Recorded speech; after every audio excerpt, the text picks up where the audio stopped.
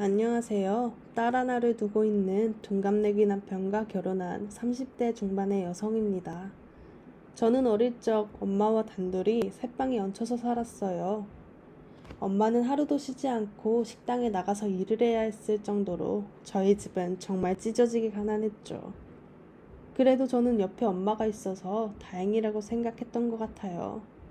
물론 가난하게 자라서 그런지 다른 친구들처럼 대학교에 진학을 하지 못하고 바로 취직을 해야 했죠.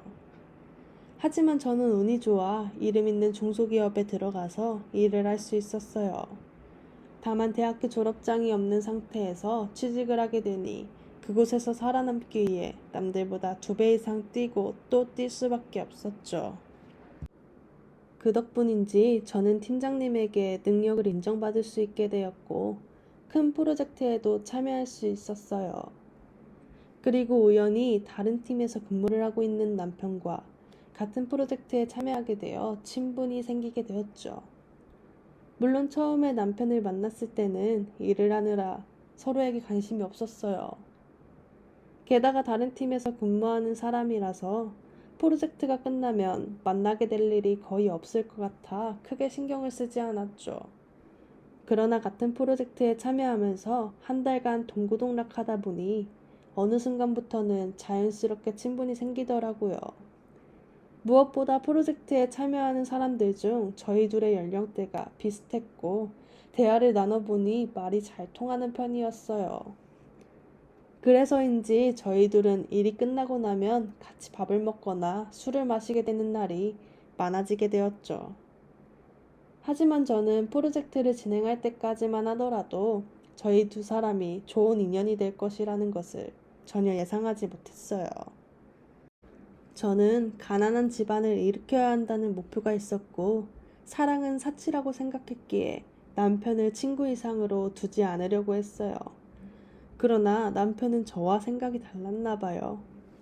회사에서 하는 큰 프로젝트가 끝나던 날 갑자기 남편은 저에게 저녁을 함께 먹자고 권하더군요. 그때까지만 하더라도 저는 큰 프로젝트가 끝이 났으니 기분이 좋아서 그런가 보다 생각했었어요.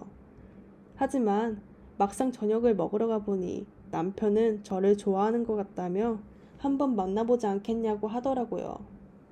너무 당황스러워서 그 자리를 박차고 나왔고 한동안 연락도 하지 않았지만 남편은 밀쳐내는 저를 끝까지 포기하지 않고 반년을 쫓아다녔어요.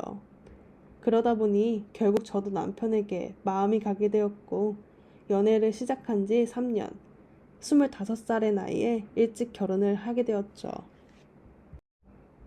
결혼 전까지만 해도 저희 집이 너무 가난해서 시어머니가 반대를 하시지 않을까 걱정이 많았지만 다행히 저를 예뻐해 주셔서 시집살이 같은 것은 없었어요. 그리고 남편도 저를 너무 사랑해주고 아껴주었죠. 덕분에 저는 결혼하고 나서 아무 걱정 없이 시댁과 왕래를 하면서 살았어요. 그러나 제가 결혼한 지 5년이 되었을 때 동서가 시집을 오게 되었죠. 시댁에 인사를 왔을 때 이야기하는 것을 들어보니까 동서는 패션 디자이너로 지금 회사에서 팀장직에 있다고 하더라고요. 그리고 동서네 집안이 경제적으로 여유가 있는 편이라고 했죠.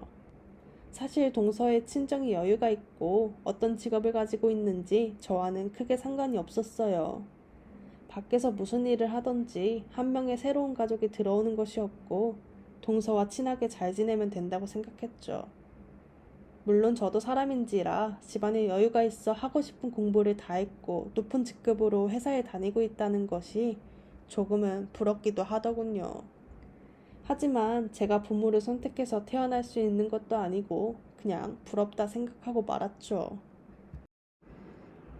그렇게 동서는 시댁에 인사 온 후 약 한 달이 지났을 때 서방님과 결혼을 하여 시댁 식구가 되었어요. 시어머니께서는 막내 며느리까지 들어왔으니 최소한 한 달에 한 번씩은 다 같이 모여 저녁을 먹자고 하셨죠. 시간이 흘러 첫 번째 모임이 있던 날 저는 음식 준비를 위해 일찍 시댁으로 향했어요. 그런데 시댁 안으로 들어가 보니 동서가 먼저 도착해서 깔깔거리며 시어머니와 함께 TV를 보고 있더라고요. 그 모습을 보고 저는 역시 이제 막 결혼한 사람이라서 시어머니에게 잘 보이려고 일찍 시댁에 갔구나 라는 생각을 했죠. 그리고 별 생각 없이 동서에게 다가가 음식 준비를 같이 하자면서 부엌으로 들어오라고 하곤 먼저 들어가 있었어요. 그런데 저의 말을 듣고도 동서는 한참을 모른 척하다가 시어머니가 잠시 친구분 집에 다녀오시겠다고 하면서 밖으로 나가자 있는 대로 얼굴을 구기며 부엌으로 들어오더군요. 그리고는 저에게 짜증이 가득한 목소리로 이야기를 하는 거예요. 형님이 뭔데 저한테 오라가라 하는 거예요? 동서, 무슨 말이 그래? 아니, 그렇잖아요. 제가 결혼한 지 얼마나 되었다고 형님 노릇하시려는 거냐고요. 형님, 나랑 친해요? 결혼을 했으면 동서도 부엌에 들어와 음식을 하는 게 당연한 거지. 그리고 나 이미 동서한테 형님이고 윗사람이야. 그런데 이런 내가 동서한테 부엌에 들어와 음식 좀 하라고 한 게 그렇게 난리칠 일이야? 그럼요. 형님이랑 저랑 수준 자체가 다른데 명령질이나 하면서 형님 노릇하는 사람한테는 난리 좀 칠 수 있죠. 뭐라고? 수준 자체가 달라? 동서 말이 좀 심하네.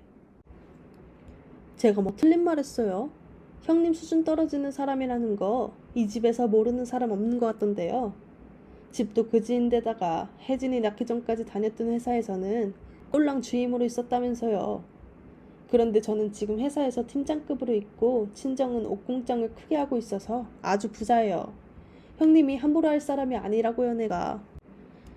동서의 말이 정말 황당하고 어이가 없었어요. 그래서 한마디 크게 하려고 하는데 시어머니가 집으로 들어오는 소리가 들리더라고요. 마음 같아서는 저도 동서처럼 크게 난리를 치고 싶었죠. 하지만 시댁에서 온 가족이 첫 모임을 가지는 건데 큰 며느리인 제가 동서를 쥐잡듯 하면 시어머니께서 제가 잘못했다고 역정을 내실까봐 일단 그날은 화가 나도 꾹 참았어요. 그러나 제가 한번 참아줬더니 동서는 본인의 서열이 높다고 생각했던 것인지 점점 말도 안 되는 행동을 하더라고요. 게다가 이미 시어머니를 꼬여낸 상태라 천군만마를 등에 업고 여우짓을 해댔죠. 한 번은 시어머니께서 전화하셔서 당장 시댁으로 오라고 하신 적이 있었어요. 시어머니께서 당장 오라고 하시니까 혹시 시댁에 무슨 일이 있는 건가 싶어서 모든 일을 제쳐두고 바로 달려갔었죠. 그런데 시댁에 도착해보니 회사에 있어야 할 동서도 와 있고 분위기가 굉장히 싸늘했어요. 어머니, 갑자기 무슨 일이에요? 혹시 집에 무슨 일 있으신 거예요? 에휴, 너는 애가 손버릇이 그렇게 나빠서 어쩌냐. 어머니, 그게 무슨 말씀이세요? 제가 손버릇이 나쁘다니요. 너 지난주에 네 동서네 집에 갔다가 금으로 된 귀걸이 몰래 가져왔다면서. 그거 네 동서가 아끼는 거라고 하니까 얼른 들려줘라. 네? 그게 무슨 말씀이세요? 제가 동서 귀걸이를 몰래 가져오다니요. 제가 왜 그런 짓을 해요? 형님, 발뺌하지 마시고 그냥 실토하세요. 제대로 사과만 하시면 제가 모른 척 그냥 넘어갈 테니까. 아니, 동서, 내가 귀걸이를 가지고 갔다는 증거 있어? 우리 남편이 두 눈으로 똑똑히 봤다는데요. 제가 아침에 아끼는 귀걸이가 없어졌다고 울먹거리니까 형님이 가져간 그 귀걸이 아니냐고 하더라고요. 그리고 식구들 중에 가난한 사람이 형님밖에 더 있어요. 서방님이 아무리 그런 말을 했다 해도 그건 제대로 된 증거가 아니잖아. 그날 모두가 술을 마셨고 서방님 취해 있었어. 그리고 아무리 내가 가난한 집안에서 자랐다고 해도 남의 물건을 함부로 가져오는 짓은 안 하지. 사람을 어떻게 보고 그런 소리를 하는 건지는 모르겠지만 동서가 나한테 사과를 받고 싶으면 내가 귀걸이 가져갔다는 제대로 된 증거 가져와. 그럼 100번이고 1000번이고 사과해 줄 테니까. 가난한 집안에서 자란 것은 다 이유가 있는 거예요. 보나마나 제 귀걸이가 금으로 되어 있으니까 가져다가 되팔려고 몰래 가져간 거겠죠. 그리고 저희 남편이 똑똑히 봤다는데 그것만큼 확실한 증거가 어디 있어요?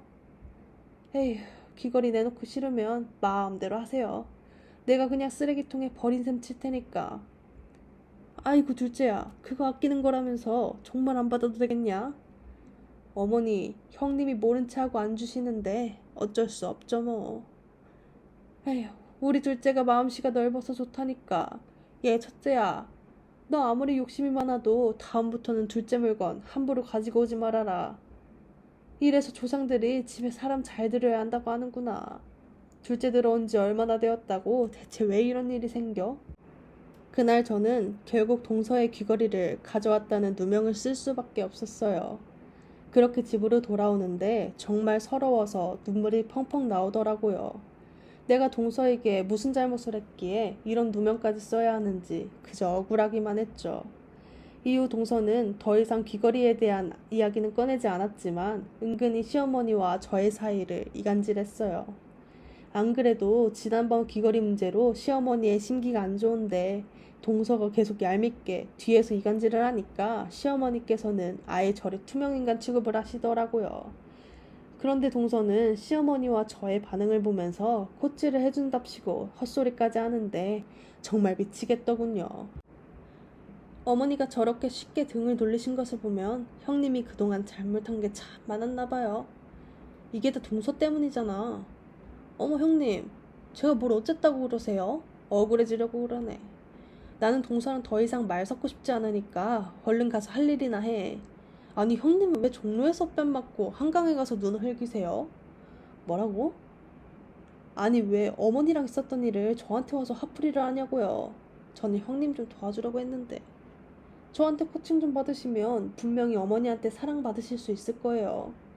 동서가 뭘 도와줘. 동서는 그냥 가만히 있는 게 도움이 되는 거니까 헛소리하지 말고 일이나 해. 저는 동서의 말을 더 들을 것도 없다고 생각해서 무슨 말을 하던지 무시한 채로 제가 할 일만 묵묵히 했어요. 그랬더니 동서는 흥미를 잃었는지 그냥 부엌 밖으로 나가더라고요. 마음 같아서는 두 사람 때문에 시댁에 발을 붙이고 싶지 않았죠. 하지만 제가 남편과 부부로 있는데 어떻게 시댁 식구들을 아예 무시하고 살 수 있겠어요. 그래서 힘들고 괴로워도 저는 꾸역꾸역 시댁으로 갈 수밖에 없었던 것 같아요. 사실 시어머니가 투명인간 취급을 하는 것보다 더 기분이 나빴던 것은 남편이 옆에 함께 있을 때면 아주 천사처럼 행동한다는 거예요. 괜히 이것저것 챙겨주려고 하고 항상 입버릇처럼 저만큼 착하고 예쁜 며느리가 없다면서 본인은 세상 복을 다 받은 것 같다고 했죠. 그래서인지 저는 남편에게 시어머니와 동서 때문에 힘들다는 이야기를 꺼낼 수가 없었어요. 그래도 반년 정도 지나니까 사람은 적응의 동물이라고 그러려니 하게 되더라고요. 제가 그 두 사람에 대한 신경을 쓰지 않으면서 최대한 참고 인내하면 큰 문제가 있지 않은 이상 집안이 시끄러워질 일은 없었죠. 그러나 시아버지 제사를 일주일 정도 앞두고 있을 때 제가 참을 수 없는 일이 생겼어요. 시어머니께서는 식구들 몸보신도 하고 시아버지 제사에 대한 계획 좀 세우자면서 온 식구들을 불러 모으셨죠. 당연히 저희 부부도 참석을 하게 되었고 가족들과 다 같이 식사를 하면서 시아버지 제사 문제를 논의하기 시작했어요. 그런데 결혼 후 첫 제사를 맞이하게 된 동서는 이것저것 음식을 준비해야 한다는 시어머니 말씀에 내내 표정이 굳어 있었죠. 사실 저희 시댁이 종갓집이라서 그런지 제사 때마다 친척분들이 시댁에 많이 찾아오세요. 그래서인지 다른 집 제사보다 훨씬 음식의 종류나 양이 많은 편이에요. 식사를 하는 내내 동서의 표정이 심상치 않더니 부엌에서 뒷정리를 하고 있었던 저에게 다가왔어요.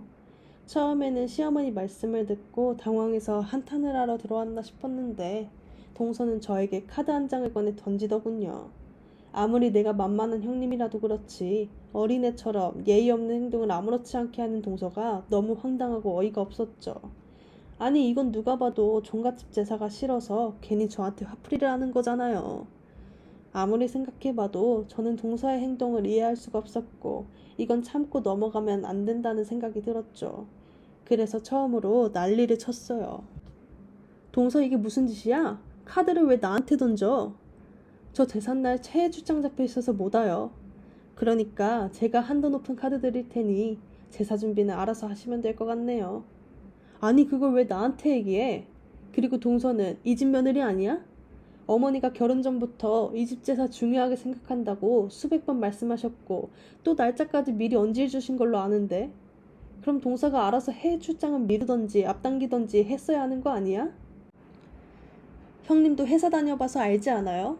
출장이 미루고 당기고 내 마음대로 되는 거면 상사가 왜 있겠어요? 그리고 제가 이 집 자손도 아닌데 왜 제사음식 준비를 해요? 친정 부모님이 저 손에 물 한 방울 안 묻히고 키우셨어요. 어차피 제사 준비는 형님 몫이니까 알아서 하세요. 내가 오냐오냐 다 받아주니까 아주 만만하지? 뭐 그건 알아서 생각하시면 되고요. 아까 드린 카드 한도 높은 거니까 필요한 거 사서 제사 음식 잘 만들어 보세요. 원래 형님이 하던 거니까 제가 굳이 신경 안 써도 알아서 잘 하시겠죠? 원래 부자와 거지의 수준 차이는 이 정도가 적당한 거예요. 그리고 형님은 돈이 없는 그지니까 몸으로 때우는 게 맞아요. 동서는 이 말을 하고는 서방님을 데리고 도망치듯이 시댁을 나섰어요. 뒤늦게 방에서 나온 시어머니는 동서가 급하게 시댁을 나서자 멀쩡한 애를 잡은 거냐면서 또 제 탓을 시전했죠. 하지만 이번에는 저도 동서의 행동에 화가 많이 나 있었기에 시어머니의 말이 귀에 들리지 않았고 그냥 그대로 식구들을 챙겨 시댁을 나와버렸어요. 당연히 시어머니는 저에게 전화를 해서 며느리가 되어서 예의도 없다면서 노발대발 난리를 쳤죠. 그러나 저는 시어머니의 말을 깔끔하게 무시하고 전화를 그냥 끊어버렸어요. 시어머니는 화가 났는지 한동안 계속 저에게 전화와 문자를 보냈지만 답이 없어서 그런지 결국에는 포기한 듯 보였죠. 그날 이후 저는 불합리한 일이 생겼을 때 무작정 참지 않기로 했어요. 동서가 평소에 하는 것처럼 저도 제가 할 말은 해야겠다 마음을 먹었죠. 그래서 저는 시어머니에게 문자로 동서가 제사 음식 같이 하는 게 아니라면 나도 이번 제사에는 참석하지 않겠다고 보냈어요. 그리고 동서와 지난번에 있었던 일을 마무리 짓고 확실하게 이야기를 해야겠다 생각해서 전화를 걸었죠. 그런데 동서는 제 전화를 차단시켜 놓았는지 신호조차 가지 않더라고요. 그래서 저는 무작정 동서네 집으로 찾아가게 되었죠. 마침 주말이라서 동서가 집에 있을 것이라고 생각했거든요. 약 2시간 거리를 달려 동서가 살고 있는 아파트에 도착하게 되었고 저는 바로 집으로 올라가려고 했어요. 그러나 저는 그곳에서 이상한 것을 목격하게 되었죠. 동서가 옆동에서 어떤 남자와 함께 즐겁게 웃으며 팔짱을 끼고 나오더군요. 저는 순간 당황해서 일단 급하게 차 뒤에 숨어서 상황을 지켜보았어요.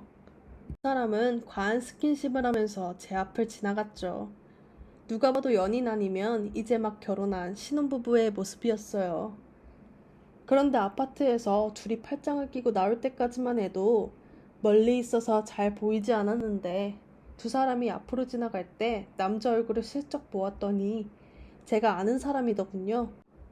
동서와 팔짱을 끼고 있던 그 남자는 서방님의 절친한 친구였어요. 당시 제가 결혼한 지 6년을 바라보고 있었기에 서방님이 평소 친하게 지내는 친구들 얼굴 정도는 알고 있었죠. 시어머니가 가끔씩 저녁을 먹고 가라고 할 때가 있었는데 그럴 때마다 가끔씩 서방님 친구들도 와서 같이 식사를 하곤 했거든요. 그래서 두 사람을 보면서 더 기가 막히고 어이가 없었어요.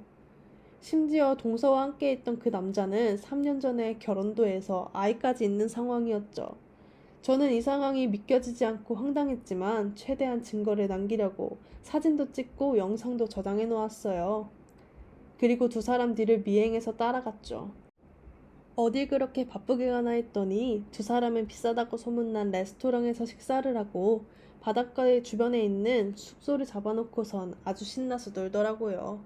저는 두 사람이 과한 스킨십을 하면서 데이트를 하는 모습을 사진과 영상으로 남겨놓았고 이 자료들을 동서에게 밝히고 제대로 한 방 먹여줘야겠다 생각을 했어요. 이후로 저는 신나게 이 자료들을 어디에서 공개하는 것이 좋을까 고민을 해봤죠. 그런데 생각을 해보니까 그동안 본인은 수준이 다르다고 팀장직에 앉아있다며 잘난 척을 했던 것이 생각이 났어요. 그래서 저는 동서의 회사에 찾아가서 밝히기로 결심을 했죠. 저는 제사 전날 동서의 회사로 달려갔었는데 도착해보니까 직원 카드가 없으면 회사 위로 들어갈 수 없게 되어 있더라고요. 이 일을 어떻게 할까 고민을 하다가 결국 친구에게 도움을 요청하기로 하였죠.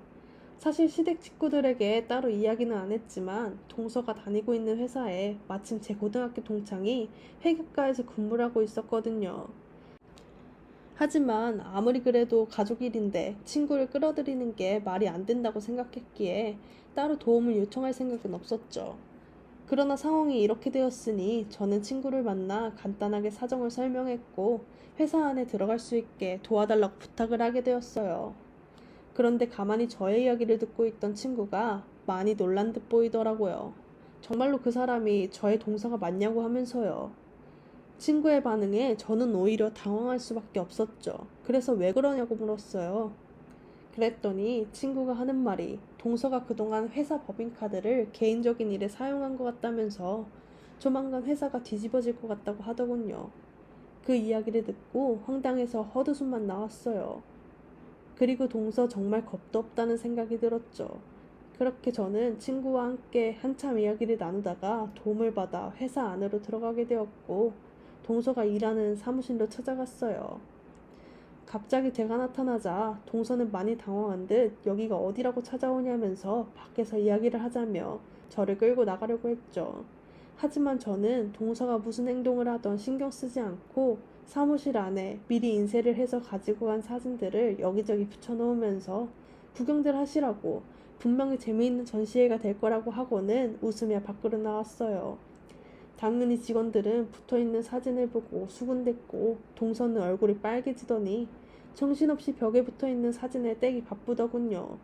그리고 얼마 지나지 않아 동서는 예상대로 저에게 전화를 걸어와 난리를 쳤죠. 형님, 남의 회사까지 찾아와서 이게 무슨 짓이에요? 내가 만든 전시회 잘 봤어? 사진 아주 잘 나왔던데 동서도 구경 좀 하지 그랬어. 지금 장난해요? 형님 그동안 저 미행했어요? 동서랑 제사 준비 이야기를 하려고 찾아갔는데 옆동에서 남자랑 같이 나오는 동서 모습 보고 이때가 기회다 싶어 미행했지. 그런데 동서 진짜 대단하더라. 내 연남이 서방님 친구인 것 같던데 남편 친구랑 그러기도 쉽지 않을 텐데 이거 서방님이 알게 되면 어쩌려고 그래. 지금 나 협박하는 거예요? 형님이 뭔데 나를 협박해요? 협박당하기 싫었으면 나한테 약점을 잡히지 말았어야지. 어찌되었건 동서, 내 입 막으려면 무조건 내일 있을 제사 때 시댁에 일찍 와서 음식을 해야 할 거야. 조금이라도 늦으면 동서 비밀 내가 널리 퍼뜨릴 거니까 내일 괜히 출장 핑계 대지 말고 꼭 시댁에 와. 알겠지? 저는 동서의 대답도 듣지 않고 바로 전화를 끊어버렸어요. 그렇게 시아버지 제사가 있는 다음 날이 찾아왔고 저는 평소와는 다르게 여유 있게 준비해서 시댁으로 이동을 하게 되었죠. 그렇게 시댁에 도착했는데 당연히 와서 음식 준비를 하고 있을 줄 알았던 동서가 눈에 안 보이더라고요. 미리 경고까지 해놓았는데 안 되겠다 싶었죠. 그래서 저는 음식을 하면서 저녁에 오실 서방님을 기다렸어요. 그런데 오후 2시쯤 되자 동서와 서방님이 뒤늦게 시댁에 왔더라고요. 분명히 일찍 오라고 했는데 너무 당당하게 오후에 오다니 역시 답이 없다 싶었죠. 시어머니는 해외 출장 때문에 못 온다던 동서가 시댁 제사에 오니 어떻게 왔냐면서 엄청 좋아하셨어요. 그 와중에 동서는 시댁에서 하는 첫 번째 제사인데 본인이 빠질 수 있냐며 너스레를 떨더라고요. 정말 어이가 없었죠. 마침 가족들도 다 모여 있었고 시어머니는 저렇게 좋아하시니 손님들이 들이닥치기 전에 밝혀야겠다 하는 생각이 들었어요. 그래서 저는 가방에서 준비해온 동서 불륜 현장 사진을 꺼내와 시어머니와 서방님 앞에 보여드렸어요. 어머니 서방님 이것 좀 보셔야 할 것 같아요. 뭔데 그러냐? 알고 보니 동서가 서방님 친구랑 바람을 피우고 있었더라고요. 그래서 오늘 해외 출장 핑계대고 제사에 안 오려고 했던 거고요. 형님 그게 무슨 말씀이세요? 혹시 꿈꾸신 거 아니에요? 결혼한 지 얼마나 됐다고 제가 바람이라니요. 동서, 이 사진 때문에 오늘 억지로 시댁에 왔으면서 왜 모른 척해? 그리고 사진에 동서 얼굴 떡하니 나와 있는데 이렇게 발뺌하면 안 되지 않을까? 여보, 이게 대체 뭐야? 정말로 재혁이랑 바람을 피운 거야? 당신이 어떻게 나한테 그래? 다른 사람도 아니고 내 절친한 친구 재혁이랑. 그제야 동서는 자신이 피해갈 수 없다고 생각했던 것인지 시어머니와 서방님 앞에서 무릎을 꿇고 울며불며 잘못했다고 싹싹 빌기 시작했어요. 제가 잘못했어요. 요즘 스트레스가 많아서 그냥 잠시 만났던 것 뿐이에요. 한 번만 용서해 주세요. 여보, 내가 잘못했어. 다른 사람도 아니고 내 친한 친구인 재혁이랑 어떻게 놀아나? 당신 말 더 이상 들을 필요 없겠다. 이혼하자. 서류는 내가 보낼 테니까 당신 친정에서 기다리고 있어. 제가 모든 진실을 밝히고 나서 동서는 곧바로 쫓겨났어요. 또 시어머니는 뒷목 잡고 쓰러졌죠. 시댁은 순식간에 쑥대밭이 되었어요. 시어머니는 곧바로 병원에 이송되었고 온 식구들은 병원으로 쫓아가야 했죠. 그리고 이후 서방님은 동서에게 이혼 통보를 했다고 하더군요. 하지만 동서는 이혼은 너무한 것 아니냐면서 어떻게 해서든 피해보려고 시어머니와 서방님에게 찾아가 빌고 또 빌었다고 했죠. 그러나 이번 일로 친구 사이까지 틀어진 서방님의 생각은 완강했고 결국 동서는 이혼 도장을 찍을 수밖에 없었다고 해요. 이뿐만 아니라 얼마 후에는 지난번 친구에게 들었던 것처럼 동서는 회사 카드를 본인 카드인 것처럼 개인적인 일에 사용한 것이 드러나 해고가 되었다고 하더군요. 그리고 개인적으로 사용한 돈은 모두 회사에 갚아야 했고요. 친구 말로는 사용 내역을 정리해보니 동서가 개인적으로 쓴 돈의 액수가 어마어마해서 쉽게 갚지는 못할 것 같다고 하더라고요. 이뿐만 아니라 동선의 친정 부모님이 여유 있게 살고 있다는 말은 거짓말인 것 같다고 했죠. 동서일로 회사가 한바탕 뒤집어졌을 때 어떻게 알았는지 동선의 부모님이 찾아오셨는데 부모님에게 거지 주제에 왜 내 앞에 나타나는 거냐고 도와줄 거 아니면 가라고 욕을 했다는 거예요. 그 이야기를 듣고 동서가 정말 밑바닥까지 다 드러났구나 하는 생각이 들더라고요. 역시 사람은 양심적으로 거짓 없이 살아야 하는 것 같네요. 그리고 시어머니는 동서가 이혼을 당하고 나서 저에게 그동안 미안했다며 진심으로 사과를 하셨어요. 그러나 그동안 시어머니한테 받은 상처가 많아서 그런지 최근까지도 특별한 일이 없으면 거의 시댁에 가지 않게 되었죠. 남편은 처음에 시어머니가 무슨 잘못이 있다고 이러는 거냐며 한 소리 했지만 나중에 모든 이야기를 듣고 나서는 본인도 실망감이 컸는지 원하는 대로 하라고 하더군요. 일이 이렇게 된 것은 자업자득이죠 뭐. 시어머니가 집안의 가장 큰 어른으로서 중심을 딱 잡고 있어야 했는데 동서가 잘났다는 이유로 이리저리 휘둘리고 저를 밀쳐내고 구박했으니 저는 당연한 걸까라고 생각해요. 이번 일로 동서는 결국 이혼으로 끝이 났고 시어머니는 며느리를 잃을 수밖에 없었죠. 시어머니와의 관계가 앞으로 어떻게 변할지는 모르겠지만 어찌되었건 잘못한 것이 있으니 이번 일을 계기로 두 사람이 자신의 잘못을 반성하고 후회하면서 개가천선을 했으면 해요. 지금까지 긴 글 들어주셔서 감사합니다.